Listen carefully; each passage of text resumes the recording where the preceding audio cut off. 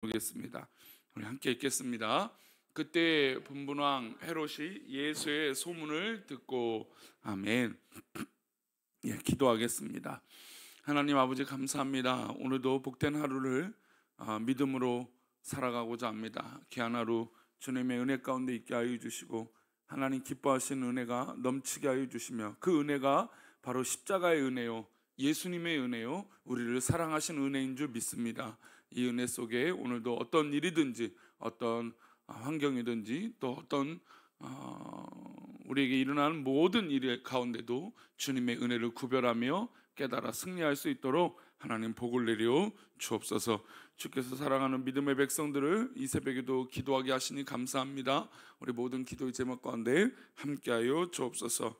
1,000번째로 드려진 예물들과 또 범사에 감사에 드려진 예물을 기뻐 받아 주옵소서. 말씀을 나눌 때 함께 하실 것을 믿사오며 예수님의 이름으로 기도올리옵나이다. 아멘. 사실 이제 소문이라는 건 참 중요합니다. 근데 좋은 소문이면 좋겠지만 예를 들어서 억울한 소문이면 어떡할까요? 요즘 이제 사회적으로 이슈가 되는 게 이게 루머죠, 루머. 그러니까 있는 일보다 좀 부풀려졌거나 아니면 좀 말들이 첨부가 돼서 전혀 처음의 내용과 다른 방향으로 소문이 나게 됩니다. 근데 이게 만약에 나에 관련된 문제라면 어떻게 될까요? 굉장히 괴로운 일이겠죠. 사실 이게 교회 안에서 신앙생활할 때 참 이런 것들이 참 어려울 때가 있어요. 물론 내가 늘 좋은 칭찬받고 인정받고 기쁨이 되면 좋겠지만 어느 날 문득 내가 좀 너무 이 좋지 않은 이야기를 듣는 건 아닌가? 뭐 이러면 시험이 들기도 하고 마음이 어려워지기도 하고 이 공동체에 대해서 쉽게 신뢰할 수 없을 뭐 그런 마음이 들 때도 있을 것입니다. 적어도 우리 새벽에 기도하시는 분들은 좋은 소문, 기쁨의 소문, 또 하나님 기뻐하시는 소문이 나기를 소망합니다. 또 우리는 우리 입에서 사람들의 모습을 오르락내리락 하는 것보다 하나님 앞에 믿음으로 서 있고 또 기도하는 것이 그 모습이 더 귀하고 복된 줄 믿습니다. 근데 이런 이야기들, 사람들의 입방아에 오르는 것들이 만약에 나의 죄에 관련된 문제라면 어떻게 될까요? 참 이게 쉬운 건 아니겠죠. 나의 죄를 뻔히 알고 있는 것 같이 만약에 나에 대해서 그렇게 알고 있다면 마치 저는 우리들은 이제 벌거벗은 것처럼 아마 그런 모습으로 비춰질 거라는 것이죠. 오늘 본문이 바로 헤롯이 그런 사람이라고 할 수 있습니다. 헤롯에게 어느 날 예수님에 대한 소문이 들려옵니다. 예수님이 병든 자를 고치고 죽은 자를 살리시고 예수님께서 말씀을 전하기만 하면 사람들이 엄청나게 많은 사람들이 몰린다라고 하는 소문이 이 헤롯의 귀에 들리게 됐습니다. 그리고 예수님의 능력이 대단하다는 걸 또 이 소문을 듣게 되죠. 우리 1절과 2절인데요. 함께 읽겠습니다. 그때 분봉왕 헤롯이 예수의 소문을 듣고 그 신하들에게 이르되 이는 세례 요한이라 그가 죽은 자 가운데서 살아났으니 그러므로 이런 능력이 그 속에서 역사하는도다 하도다. 헤롯은 예수님에 대한 소문을 들었는데 이 예수님의 하시는 이 모든 사역을 보고 듣고 이야기 들리는 소문을 보니까 누구라고 여겼습니까? 세례 요한이라고 여겼습니다. 근데 이 세례 요한으로 여기는 것이 왜 문제가 되냐면 헤롯이 바로 이 세례 요한을 죽였기 때문이죠. 자신이 지은 죄를 세례 요한이 지적하고 부끄럽게 만드니까 옥에 가두게 되고 또 이 헤로디아의 꾀에 넘어가서 결국 이 세례 요한을 참수하게 됩니다. 근데 이런 가정 가운데 사실 정직한 모습이 아니고 스스로 죄인 것을 알고 있었을 겁니다. 사람들은 죄를 지으면서 분명히 자기가 죄 지은 걸 알고 있습니다. 하지만 그냥 넘어가는 것이죠. 근데 만약에 이에 대한 소문이 퍼지게 되면 사실 그것은 견디기 어려울 거예요. 헤롯이 그런 상황에 빠진 겁니다. 예수님에 대한 소문임에도 불구하고 이게 마치 하는 일과 사역들이 세례 요한과 맞다. 이거 알고 봤더니 결국엔 세례 요한이 살아난 것이다. 그러니까 전혀 사실과 아닌 이야기가 이 헤롯에게 다가왔던 겁니다. 왜 이렇게까지 이야기들이 변질되고 헤롯이 놀라게 됐을까요? 바로 헤롯이 스스로 지은 죄 때문에 그런 것입니다. 사람들은 죄를 지면 어떻게 될까요? 뭐의 노예가 될까요? 바로 죄의 노예가 됩니다. 그래서 그 죄로 말미암아 불안하게 만들게 되고 두렵게 만들게 되는 것이죠. 죄는 내가 원해서 짓는 것이지만 죄를 여러 번 반복하면 결국 죄의 노예가 됩니다. 태초에 에덴에서도 이런 일이 있었죠. 하나님께서 창조하신 아담과 하와가 뱀의 꾀에 넘어가서 선악과를 따먹습니다. 그때부터 그들은 불안감에 사로잡히게 되죠. 하나님께서 하지 말라고 하는 것을 했기 때문입니다. 그래서 그들은 두렵게 되고 하나님이 찾을 때 그 음성에 대답하지 않게 됩니다. 하나님과 동행하지 않고 하나님과 더불어 걷지 않은 것이죠. 오히려 숨어버린 것입니다. 그러니까 바로 죄의 습성이 그런 것이죠. 죄는 이렇게 자신을 은폐하게 되고 숨기게 되고 또 더불어 숨기니까 뭐가 커질까요? 불안감이 커지게 되는 것입니다. 믿지 않는 많은 사람들이 권력과 물질을 가지고 남 부러울 것 없이 사는 것 같은데 오히려 이 불안한 사람들이 굉장히 많죠.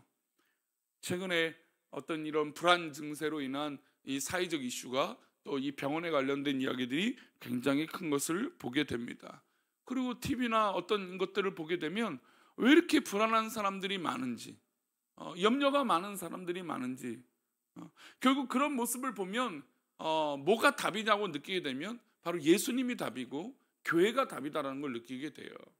사람들이 이렇게 고도 성장하고 사회가 발달할수록 자기가 막 높아지고 또 성공하고 정말 이룰 수 없는 많은 부를 이뤄서 자기가 떵떵거리며 살 줄 알았고 편안할 줄 알았는데 오히려 더 인간의 탐욕과 욕심으로 인해서 어떻게 될까요? 불안감이 있는 거예요. 잃어버릴까 염려가 되고 또 혹이나 그 가운데 죄라도 있으면 전전긍긍 이렇게 무서움에 스스로 빠져서 살아가게 된다는 것이죠. 이게 바로 하나님을 떠난 인간의 연약한 모습이라는 것이죠. 죄를 막을 수 있는 방법은 뭘까요? 한 가지밖에 없죠. 죄 지을 가능성이 있는 사람이라는 것을 우리 스스로 인정해야 됩니다. 우리 스스로 나는 죄 안 짓고 나는 늘 좋아라고 하는 거, 그때부터 오히려 문제가 생기는 것이에요. 하나님 말씀의 거울에 우리를 비춰보고 스스로 나는 죄 짓는 그런 연약한 죄인입니다라고 고백하는 것이 굉장히 귀한 고백인 것이죠. 우리는 죄에 취약한 존재입니다. 예수님께서 주기도문에서 시험에 들지 않게 하도록 기도하라고 말씀하셨습니다. 그 이유는 우리에게 모든 순간마다 시험에 들 거리들이 너무나 많기 때문이에요. 시험이 우리 눈앞에 지나갈 때 그 시험을 우리가 붙잡아 버리면 어떻게 될까요? 우리는 또 넘어지게 되는 것입니다. 죄의 문제도 마찬가지죠. 오늘도 우리에게 수많은 사람들이 지나갈 것인데 그 수많은 사람들 가운데 인간적인 것과 불안하게 만드는 것과 하나님 기뻐하시지 않는 것들은 붙잡지 않기를 축원합니다. 죄 때문에 우리 영혼이 사탄에게 발목 잡히는 일은 없어야 되겠죠. 또 오늘 본문에 또 다른 한 부류의 사람들이 등장해요. 그러니까 헤롯은 자기의 죄로 말미암아 불안한 감이 커졌던 사람이라고 본다면 또 이 한 사람들은 예수님을 알아보지 못한 사람들이 등장해요. 바로 제자들이에요. 우리 25절과 26절인데요. 함께 읽겠습니다. 밤 사경에 예수께서 바다 위로 걸어서 제자들에게 오시니 제자들이 그가 바다 위로 걸어오심을 보고 놀라 유령이라 하며 무서워하여 소리 지르거늘. 우리 이제 집에 가는 길에 보면은 이 길고양이들이 굉장히 많습니다. 근데 고양이들이 이 자동차 밑에 숨어 있어요. 근데 맨 처음에는 깜짝깜짝 놀라죠. 근데 이 고양이들이 늘 이게 있는데 좀 자루 있는 것 같아요. 그러니까 보면 딱 이때쯤 오면 고양이 있으면 거기 딱 고양이가 있어요. 근데 방심하다 보면 탁 튀어나오면 어떻게 될까요? 놀라죠. 왜 놀랐냐면 알아보지 못했기 때문에 놀라요. 근데 익숙하게 저기 있는 거 알아 하면은 놀라지 않죠. 그리고 이미 내 눈빛에 고양이들이 보이거나 이러면은 놀랄 리가 없어요. 알아본다라는 건 바로 이런 것이죠. 우리가 익숙하게 그 실루엣만 봐도 저 사람 누구야? 라고 알아보는 건 되게 그 사람에 대해서 깊숙하게 알고 있는 것이에요. 수많은 사람들이 있어도요, 우리 성도님들의 손주딸, 손주들이 손자든 손녀딸이든 어떻습니까? 멀리서 보면 보여요, 안 보여요? 안 보이시면 좀 심각한 거예요. 보여야죠. 왜요? 내가 사랑하는 사람이고 움직이는 이 모형만 봐도 우리 아이구나 알죠. 우리 자식이구나, 아들이구나, 딸이구나 아는 거예요. 그러니까 알아본다라는 건 내가 그 사람에 대해서 관심이 많고 또 애정을 쏟고 있고 또 사랑하고 있다라는 거예요. 그런데 만약에 코앞에 지나가는데도 못 알아보면 서운해요, 안 서운해요? 서운하겠죠. 만약에 성도님들이 제 앞에 지나가는데 제가 알아보지도 않고 인사도 안 해봐요. 아유, 우리 목사님 변했네. 아마 단번에 그러실 거예요. 왜냐하면 사랑하고 애정하는 감정은 우리 모두에게 있는 것이고 알아본다는 건 그런 의미예요. 근데 지금 본문에 예수님이 바다 위를 걸어오고 계세요. 그러면 제자들의 입장에서 그들의 입에서 나와야 될 이 고백은 유령일까요? 예수님일까요? 당연히 예수님에 대한 고백이 되어야 됩니다. 물론 우리 신앙에서도 마찬가지겠죠. 근데 이 제자들은 지금 예수님이라고 알아보지 않고 못하고 누구로 느끼게 됩니까? 유령이라고 느끼게 됐어요. 즉 귀신이라고 생각했던 것이죠. 아직 이 제자들은 예수님에 대한 어떤 그런 애정과 믿음과 예수님을 바라보는 시각이 아직은 거기에 머물러 있다라는 것이에요. 물론 늦은 시간 새벽 1시부터 3시 이 갈릴리 호수에 정말 어떻게 보면 그 거대한 호숫가에 보이지도 않는 그런 실루엣이기 때문에 당연히 못 알아볼 수도 있을 거예요. 그러나 우리에게 필요한 것이 그때 뭘까요? 바로 영안이죠, 영안. 예수님을 알아보는 건 실제적 육체적인 것만 느끼는 것이 아니라 우리에게 모두 느껴져야 되는 걸까요? 믿음으로 영적으로도 느껴져야 되는 것이 바로 예수님에 대한 것 아닐까요? 우리의 삶에 실제로 이런 일들이 굉장히 많아요. 매 순간마다 우리 예수님께서 우리의 마음의 문을 두드리고 계세요. 또 우리 삶 속에서 수많은 사람들과 관계를 맺고 만나는 사람들 속에서 우리 예수님이 우리 가운데 역사하고 계세요. 그런데 우리가 못 알아보고 있다라는 것이죠. 마치 예수님을 모른 척하며 때로는 예수님이 우리 삶 가운데 역사하고 계심에도 불구하고 전혀 모른 척하는 또 모르고 있는 그런 모습이 우리 가운데 있을 수 있다라는 겁니다. 제자들은 주님이 베푸신 기적에는 관심이 많았습니다. 그러니까 떡국물은 떨어질 것들은 너무 기대하는 바가 컸지만 실제로 예수님에 대해서 그 놀라우신 예수님을 알아보는 것엔 아직 미숙했다라는 것이에요. 기적이 끝난 이후 밤이 되자 금세 예수님의 얼굴을 잃어버렸던 것이죠. 우리도 이렇지 않습니까? 주님이 베푸신 기적에는 관심이 많습니다. 우리가 받은 은혜가 크면 그 은혜 때문에 너무나 귀하고 놀랍다라고 고백합니다.